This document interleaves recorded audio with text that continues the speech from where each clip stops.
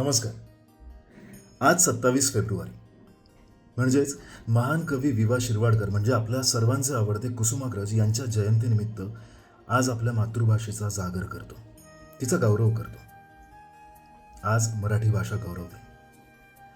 मराठी ही भाषा केवळ भाषा नाही आहे, तर ती आपल्या संस्कृतीची, अस्मितेची आणि परंपरेची ओळख आहे. संत ज्ञानदेव, संत तुकाराम, संत नामदेव यांच्या अभंगाने आणि शिवचरित्राने समृद्ध झालेली ही भाषा आपल्याला विचारांची उंची आणि भावनांची खोली देते.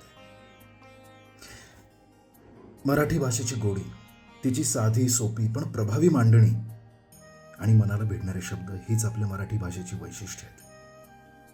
मराठी भाषा आपल्याला एकत्र बांधते, इतिहासाशी जोडते आणि भविष्याकडे अभिमानाने पाहण्याची प्रेरणा देते.